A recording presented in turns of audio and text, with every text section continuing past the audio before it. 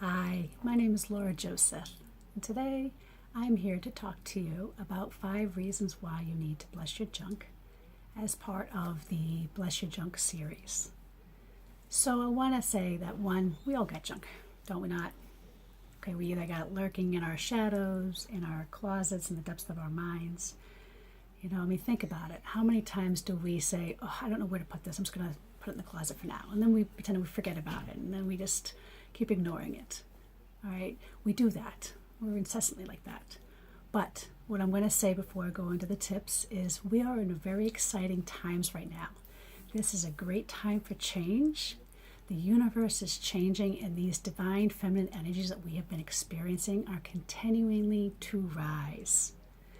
We are witnessing a huge paradigm shift.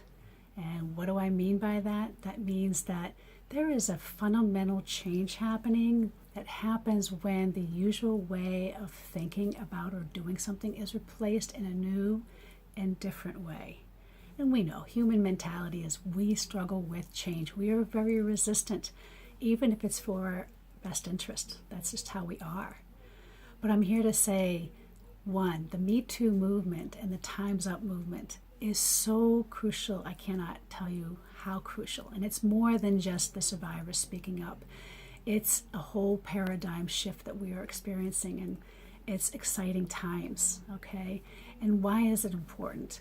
It's because survivors of abuse who have once been silenced, and it may not be just what we just witnessed a couple months ago, it is for hundreds, maybe thousands of years. Survivors have been silenced and are now really truly being heard for the first time in unprecedented ways. So this is much bigger than you could ever imagine. All right. So what does it mean to bless your junk?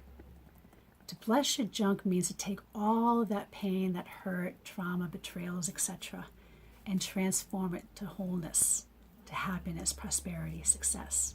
And according to Merriam-Webster's dictionary, a blessing is a thing conducive to happiness or welfare. So that's what we're doing. We're taking all this dark stuff, all these things that we've maybe tossed in the closet somewhere, and we're blessing it. We're bringing it out to the light. And there's 5 reasons why you should do that. And I know it can be a painful process, especially if there's trauma involved. I understand that. As a trauma survivor myself, I'm speaking this because I've walked this path. So the first reason is when we can stand outside of our stories and experiences, clarify and shift our perspective, we gain our power back. It's really that simple. We cannot change the past. The past is the past, but our mind wants to try to keep us there. The mind wants to keep these loops going, all right? But we can choose how we write the next chapter. We don't have to continually let our minds bring us back and re-trigger us. We can choose. We have a choice here. The second reason is that we do free ourselves from those chains, those anchors, that heaviness of our past.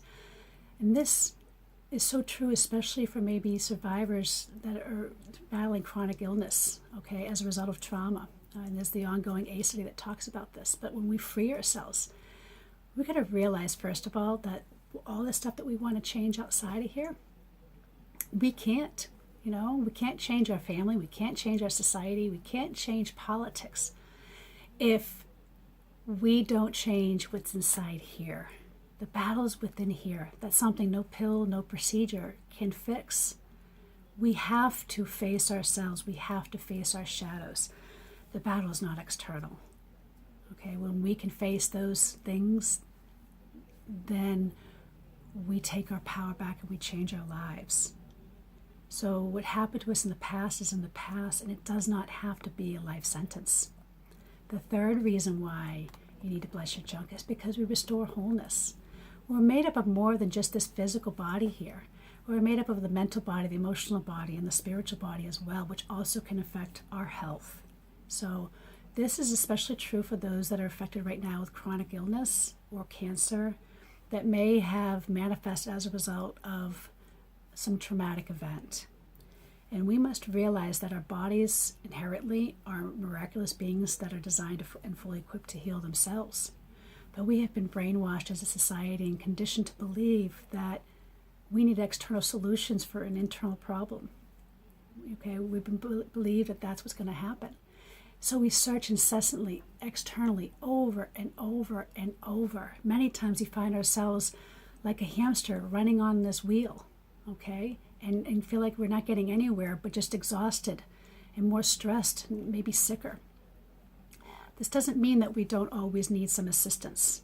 It just means that a pill or procedure is not going to always fix our issues, okay? Just like our car dies, we sometimes need those jumper cables to jumpstart our batteries. We may need some help, all right? And especially if when we've experienced trauma, our system gets thrown off and our ability to heal itself gets weakened. So this is when we can seek out external help to help us. But sometimes it's not always in the physical plane. Sometimes it's in the mental and emotional or spiritual plane. And to realize that we are a whole. So we need to address the whole when we do get weakened. And I think that's what we're missing. But our society is waking up and understanding that there is something broken, but we can become whole again. The fourth reason, we can take back our power and empower our souls. Again, we have been conditioned to turn our power over to our parents, to our schools, to law enforcement, to our government officials, to our doctors, to our communities. We've been conditioned that way. So when we can learn to take back our power, we can change our life. So my question to you is, when did you lose your power? And are you ready to reclaim it? And the fifth reason, we illuminate the gifts of our soul as a result of especially a traumatic event or traumatic events. When we can stop and pause and we can allow the wisdom of the body to guide us, to help illuminate those shadows, bring them to the light, the answers soon will follow and illuminate also the gifts that were once buried in this darkness. So you got to understand that when we suppress the darkness, we also suppress the gifts. It is time to bring them out of the closet. It's important to see beyond the story that till now has controlled your life and unleash the magic that's in the silver lining. So what gifts has your traumatic experience given you? And you must understand one thing as we go through this. Our souls don't distinguish between good or bad. This is something very difficult for human minds, especially the traumatized mind, to comprehend. This comes from our human conditioning. This doesn't mean that we don't take responsibility for our junk or carelessly allow those who hurt us to get a free pass. It doesn't mean that at all. It just means that when we can face the shadow parts of ourself with love, with compassion, bring it to light, we shift our life and we heal. The shadows can't hide. Divine energies are rising. The universe, the energies in the universe right now are perfectly aligned to assist you in blessing your junk. However, there are still so many so disconnected, despite that technology is supposed to connect us more than ever before. However, this is not the case. We're actually more disconnected than ever before. So be patient with yourself as you begin the process, because you have to learn to reconnect with yourself. After all, it is part of the process. So I'll leave you with this. We begin by taking back our power and our truth, and it's time to stop living our life ruled by fear. So have the courage and step forward fully into your power. See and live your life in a way beyond what you think it can be. Free yourself. But it begins by blessing your junk.